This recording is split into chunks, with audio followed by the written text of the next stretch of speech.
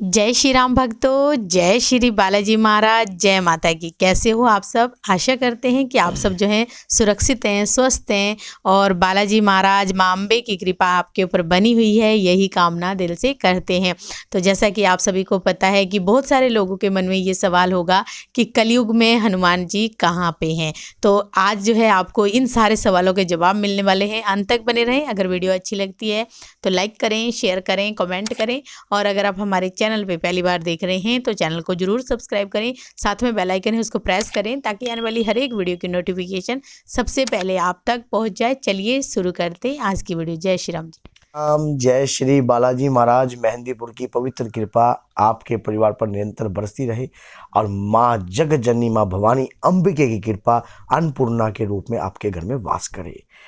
कि जैसा कि इनका क्वेश्चन था कि कलयुग में हनुमान जी कहाँ हैं, मन में एक उठता तो है, क्योंकि हनुमान जी जो हैं अजर अमर हैं, चिरंजीवी हैं। माता सीता के दिव्य वरदान के कारण वो धरती पे जो एक ऐसा देवता जिसका जन्म तो हुआ, लेकिन इतिहास के पन्नों में कहीं ना कहीं ये बात साक्षी है कि कहीं ना कहीं उनकी मृत्यु के बारे में नहीं हुए हैं, ना ही उनकी मृत्यु का कोई उल्लेखन है। जितने भी शास्त्र उठा लीजिए, जितना भी वो उठा लीजिए, और कलयुग में इस चीज़ को प्रमाण देने की कोई आवश्यकता नहीं है। क्योंकि कई व्यक्ति सोचते हैं कि हाँ, क्योंकि सत्य जो होता है वो प्रमाणिक रूप में अपने आप ही सामने रहता है। कलयुग में हनुमान जी का वास कहाँ है? जब भगवान श्री राम अपनी देह का त्याग करने जा रहे थे तब हनुमान जी उनके पीछे जाने लगे। तब प्रभु श्री राम ने तत्काल उन्हें रोक दिया। तो क्या बोलते, उन्होंने क्या बोला कि कलयुग तेरे नाम है, ये मेरा वरदान है। कि हे हनुमान जी, कलयुग तो तेरे नाम है। जब कलयुग में संकट, परिस्थितियां, लोगों की परेशानियां और कलयुग काल रूप में जब लोगों को ग्रस्त करने लग जाएगा, मर्यादाएं खत्म होने लग जाएगी, और तब आपने कलयुग में रहकर भगवान राम की मर्यादा रखनी है। और जिस घर के अंदर प्रभु श्री राम का नाम लिया जाएगा उन भक्तों की लाज बचानी है। क्योंकि जब वो भक्त मुझे पुकारेंगे तब उनकी लाज बचाने के लिए आप ही प्रधान रूप में कलयुग में विराजमान होगे। ये बात सच्चाई है, क्योंकि इस बात का साक्षी तुलसीदास जी ने, गोस्वामी तुलसीदास जी ने स्पष्ट लिखा है, वाल्मीकि जी ने की रामायण में भी स्पष्ट लिखा हुआ है। और कलयुग के अंदर जब जब ये कलयुग घोर समय पे आ जाएगा तब उस समय लोग अपने आप आपकी पूजा करेंगे। क्यों? क्योंकि इस कलयुग से बचने के लिए उन्हें आपकी शरण में आएगा। तो क्या बोलते हैं इनको, इनकी बात वही, संकट कटे मिटे सब पीरा, जो सुमरे हनुमत बलबीरा। संकट ते हनुमान छुड़ावे, मन कर्म वचन ध्यान जो लावे। जो हनुमान जी की शरण में जाते हैं, हनुमान जी उनकी तत्काल रक्षा करते हैं। अब हनुमान जी रहते कहाँ हैं? मन में क्वेश्चन रहता है। जैसा कि आपको मैंने हर वीडियो में बताया है कि हनुमान जी सच्चे व्यक्ति के हृदय में रहते हैं। जो सच्चे मन से, मन और कर्म और वचन से प्रभु का हो जाता है तो हनुमान जी भी उनके हो जाते हैं। और हनुमान जी उस अदृश्य रूप में उनकी रक्षा करते हैं। जैसा कि गोस्वामी तुलसीदास जी जब रामायण का पाठ करते थे तो हनुमान जी आकर सुनते थे। जैसा कि आपने ये बात भी सुनी है कि रामायण का पाठ करने में हनुमान जी आकर सुनते थे। तब लेकिन हनुमान जी के दर्शन गोस्वामी तुलसीदास जी ने किए, तभी जाकर वो सिद्ध हुए। और कलयुग में जो व्यक्ति कंटिन्यू पूजा याचना चाहता है, सिद्धि प्राप्त करना चाहता है, लेकिन सच्ची श्रद्धा से जो राम का हो जाएगा, हनुमान जी उनके हो जाएंगे। क्योंकि कलयुग में प्रधान रूप में विराजमान शक्ति जो है वो हनुमान जी महाराज की है। जिस घर के अंदर मर्यादा चलती है, बड़े छोटे की इज्जत चलती है, माँ बाप का सम्मान होता है, बड़े बुजुर्गों का मान और आदर और भाव होता है, उस घर के रूप में हनुमान जी पितृ रूप में उनकी रक्षा करते हैं, पितृ रूप में भी रक्षा करते हैं। अब कई बार कहते हैं कि पितरों की कृपा आ रही है। कलयुग में प्रधान रूप में देवता कौन है? जो प्रधान रूप में तो हनुमान जी हैं। तो वो चाहे पितृ रूप में आपकी घर की रक्षा करें, चाहे कुल देवी देवता रूप में आपकी रक्षा करें, तो हनुमान जी ही आपकी रक्षा कर रहे हैं। और कलयुग क्योंकि उनको भगवान राम का वरदान प्राप्त है और माता सीता का भी वरदान प्राप्त है। माता सीता का वरदान कब प्राप्त है? जब बड़ी सभा के अंदर हनुमान जी प्रभु श्री राम के चरण दबा रहे थे, तब लंका पति लंकेश जो विभीषण था उनने मोतियों का माला ला कर दी थी, माता सीता को भेंट दी थी, तब हनुमान जी ने वो मोती चकनाचूर कर दिए थे। तब उन्होंने छाती पार कर दिखाया था कि मेरे हृदय के अंदर राम है। और उन्होंने कहा था कि मुझे कुछ नहीं चाहिए, मुझे सिर्फ राम नाम चाहिए। और माता ने कहा था, जब माता के कहने से जब देखा कि सभी को भेंट और उपहार दिए गए, सभी को सब कुछ दिया गया, और लंकापति विभीषण को भी उनका राज्य दिया गया, सुग्रीव को भी राज्य दिया गया, अंगद को युवराज पद दिया गया, तब उसके बाद नवनील को भी अपना कार्यभार दिया गया, तो हनुमान जी को क्या मिला? मन के अंदर माता सीता के मन में ये व्याकुलता उठी अपने पुत्र के लिए कि मेरे पुत्र को कुछ नहीं मिला, मेरे पुत्र को कुछ नहीं मिला। लेकिन देखो, जो कुछ मांगता नहीं है ना, उसको सब कुछ मिलता है। कहते हैं बिन मांगे मोती मिले, मांगत मिले ना हीर। बिन मांगे मोती के भंडार किस प्रकार से आ जाते हैं। देखो, माला भी जहां माता सीता को मिली थी तो मोती मिल गए, लेकिन हनुमान जी ने उस मोती को भी नहीं समझा, क्योंकि मुझे वो नहीं चाहिए। तब क्या चाहिए था? हनुमान जी के हृदय में क्या था? आप सोचो, हनुमान जी के हृदय में एक ही बात थी, क्या?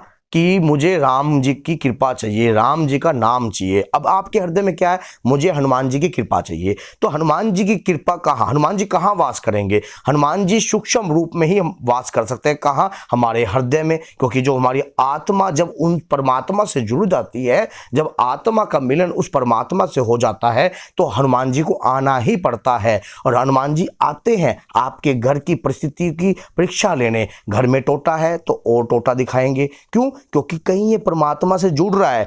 देख तो ले कि मेरा भक्त कितनी कष्टों को सहन कर सकता है। जब तुलसीदास जी के गोडों में दर्द था, तब भी हनुमान जी लुक लुक कर देख रहे थे कि इनके घुटनों में दर्द है। तब जाकर हनुमान जी के कहने से ही उन्होंने हनुमान बाहुक लिखा था। तो उसी प्रकार जब माता सीता के मन में इस प्रकार की व्याकुलता उत्पन्न होने लगी, तब माता सीता ने देखा कि मेरे पुत्र को कुछ प्राप्त नहीं हुआ।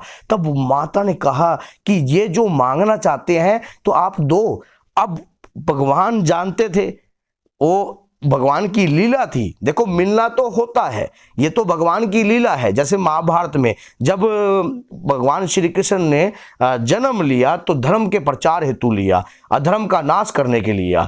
तो उसी प्रकार से जब देखा गया क्या कि हाँ भाई प्रभु की लीला है, आई कांटेक्ट से जो वार्तालाप हो रही थी वो समझ रहे थे वो, क्योंकि वो अपने प्रभु के चरण दबा रहे थे और एक बार ऊपर देखते फिर झुककर फिर चरण दबा देते। कि उन्हें क्या चाहिए था कि राम नाम का रस, मुझको कीर्ति ना वैभव, वैभव ना यश चाहिए, मुझे क्या चाहिए? राम नाम का रस।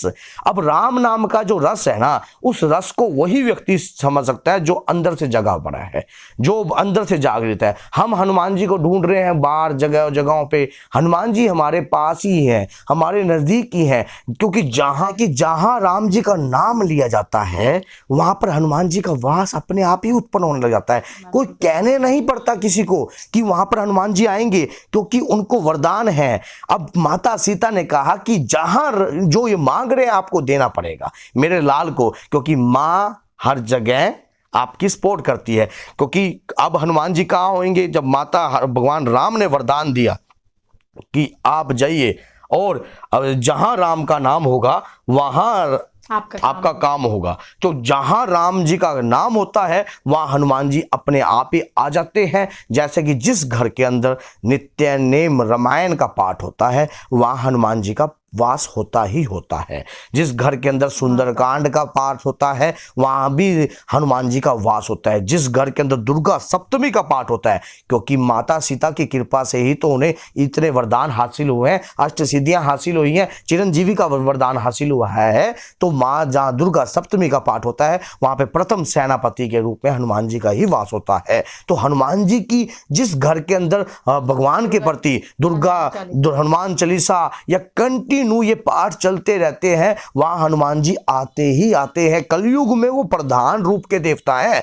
कलयुग के अंदर उन्हें बुलाने की आवश्यकता नहीं है, सिर्फ आप अपने घर के अंदर उस विद्या को उत्पन्न कर दीजिए, उस शक्ति को जागृत कर दीजिए। वो शक्ति जागृत करने के लिए उन्होंने बता रखा है कि मेरी चाबी ये है। मान लो चाबी कौन सी? राम नाम के रस की चाबी। मान लो कंटिन्यू जब पूजा याचना, अब हम ढूंढते हैं कि उधर जाएंगे तो वहां हनुमान जी मिलेंगे, उधर जाएंगे तो हनुमान जी मिलेंगे। हम ढूंढ रहे हैं उनको मंदिरों में, हम ढूंढ रहे हैं उनको वहां पर, हम ढूंढ रहे हैं और जगहों पर, लेकिन वो बैठे आपके हृदय में है। क्या वो आपके घर में आने से मना करते हैं? आप सोच के देखो, क्या हनुमान जी मर्यादा पुरुषोत्तम प्रभु श्री राम जिनके आराध्य देव हैं, क्या वो मना कर देंगे आपके घर में आने से? नहीं करेंगे। आपको वो हृदय जागृत करना पड़ेगा, आपको वो अंदर से जगाना पड़ेगा, वो भाव हनुमान जी के प्रति रखने पड़ेंगे, और फिर देखना हनुमान जी आपके घर में क्यों नहीं वास करते। आपके घर में वास करेंगे, लुक लुक कर आएंगे। जब देखेंगे आपकी जेब में टोटा है, आपके घर में अन्न का दाना नहीं है, तो अपने आप ही कहीं से लेके आएंगे, अपने आप ही वो गाहक भेजेंगे, अपने आप ही पैसा भेज रहे हैं, लेकिन लुक लुक के वो आपका भी सब्र देख रहे हैं, वो आपको भी देख रहे हैं कि मेरे भक्त की आस्था कितनी है प्रभु श्री राम के प्रति, कितनी वो ना, क्योंकि हनुमान जी को अपनी भक्ति से ज़्यादा खुशी नहीं मिलती जितनी राम भक्ति से खुशी मिलती है। हनुमान जी को, आपको जितना राम जी का नाम आप घर के अंदर उदय करोगे, उतनी ही हनुमान जी के कृपा के पात्र बनोगे। तो मैंने ये कुछ आपको बताए हैं, और माँ बाप के रूप में भी हनुमान जी कृपा करते हैं। अगर माँ बाप की सेवा करोगे तब भी हनुमान जी की कृपा आपके साथ चलने लग जाएगी, और वहाँ भी हनुमान जी का वास होता है। क्योंकि जहां स्वार्थ रहता है वहां हनुमान जी का वास नहीं होता, जो निस्वार्थ होता है वहीं हनुमान जी का वास होता है। जैसे माँ बाप अपने बच्चे से कभी स्वार्थ का प्रेम नहीं करते, उसी प्रकार हनुमान जी भी वही चाहते हैं कि आप भी मुझसे स्वार्थ का प्रेम मत कीजिए, निस्वार्थ का प्रेम कीजिए, फिर देखना मैं आपकी 7 पीढ़ियों तक कर्जदार रह जाऊंगा। तो उसी प्रकार से मैंने आपको ये रास्ते बताए हैं, तो जल्दी से अपना लीजिए इन रास्तों को, और जल्दी से आप हनुमान जी के भक्त बन जाइए, और प्रभु श्री राम का नाम का गुणगान कर दीजिए। अगर नहीं करते, आप अपने बच्चों को दूर रखते हो इन चीज़ों से, तो गलत कर रहे हो, क्योंकि जहां राम का नाम होगा वहां हनुमान जी का काम होगा। क्योंकि आप तो इस जीवन को छोड़ के चले जाओगे, पीछे से रक्षा कौन करेगा? हनुमान जी महाराज करेंगे आपके परिवार की रक्षा। वो गोदी ले लेते हैं, जैसे आप कहीं कहते हैं ना, जैसे कहते हैं आलू ले ले, गोभी ले ले, बाबा मैंने गोदी ले ले, तो इस प्रकार से वो आपको गोदी ले लेंगे और आपके परिवार की रक्षा करेंगे। तो मैंने बताया सच्चे मन के भाव वाला रास्ता, इस रास्ते से आप हनुमान जी के, वहीं पर हनुमान जी वास करेंगे जहां राम जी का कार्य होगा। आपका हृदय है, जो शरीर कंटिन्यू जाप कर रहा है, क्या हनुमान जी उस शरीर के अंदर भी उनकी दिव्य शक्तियों का वास होने लग जाएगा, उनकी दिव्य शक्ति ही रक्षा करने लग जाएगी। जिस घर में कंटिन्यू जाप चल रहा है वहां भी दिव्य शक्तियां रक्षा करने लग जाएंगी। तो बोलिए जय सीताराम, जय माता की, जय हनुमान जी।